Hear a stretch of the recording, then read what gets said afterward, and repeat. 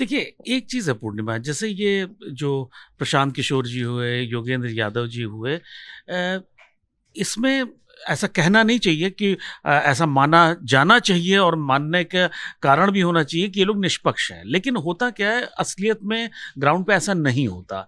जिसकी जो राजनैतिक झुकाव होता है, उसके हिसाब से वो चीज़ों को देखता है। ये आम जीवन में भी होता है कि आपको जैसा जो आपकी विचारधारा, आपको दुनिया वैसी ही दिखती है। तो वो उनके साथ भी वही है। लेकिन इसमें एक चीज़ बहुत ही इम्पोर्टेंट है कि आपने विश्लेषण तो कर दिया, लेकिन एक ग्राउंड पे एक चीज़ जो वोटर के सामने जो एक सबसे बड़ी चीज़ है कि मोदी वर्सेस ऑपोजिशन। ऑपोजिशन मतलब पूरा का पूरा विपक्ष।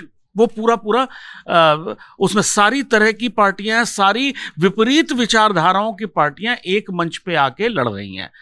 अब ये जो एक बेमेल विवाह है या बेमेल गठबंधन है, इसको ये दिखा तो रहे हैं कि जैसे एक इस टाइप के जो शादियां होती हैं कि हम समाज में तो दिखाने की कोशिश कर रहे हैं कि सब कुछ ठीक है, लेकिन अंदर कितनी हाथापाई हो रही है, लड़ाई झगड़े हो रहे हैं, वो बाहर वाले को नहीं पता चल रहा है। लेकिन अब यहां पे प्रॉब्लम यह है कि इस तरह के बेमेल जो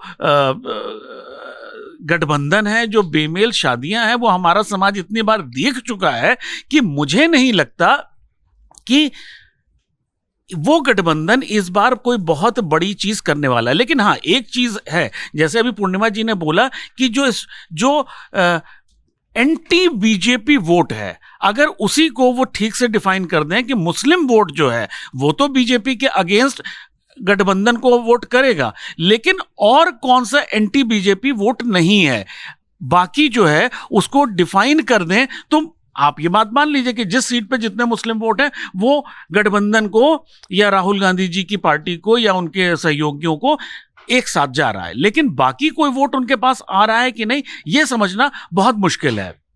और जो 400 के दावे हुए थे, देखिए जब सब चुनाव का माहौल बनता है तो सबसे बड़ी चीज है कि कांग्रेस वगैरह में तो कोई संगठन नहीं ना, ग्राउंड पे काम करने वाला कोई नहीं है, तो उन्हें किसी को चार्ज नहीं करना, उन्होंने सिर्फ रैलियों में जो बोलना है सो बोलना है, बाकी उसके अलावा नहीं है। लेकिन बीजेपी एक ऐसी पार्टी है जहां पे पार्टी अध्यक्ष से लेके आपको अपने गली तक का जो है एक संगठन का आदमी मिल जाएगा। तो उस पूरे संगठन को उत्साहित करने के लिए कुछ ना कुछ ऐसा टारगेट देना पड़ेगा जिससे वो उत्साहित हो और फील्ड में आके, जमीन पे आके काम करे।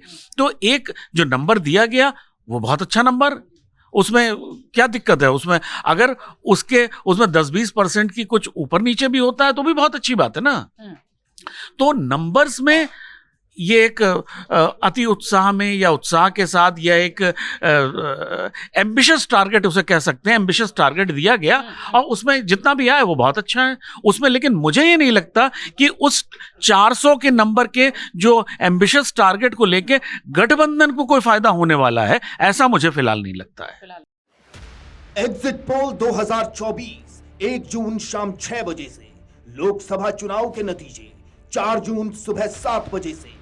देखिए चुनाव नतीजों से जुड़ी हर खबर सबसे पहले, सबसे सटीक, केवल अमर उजाला पर, amarujala.com।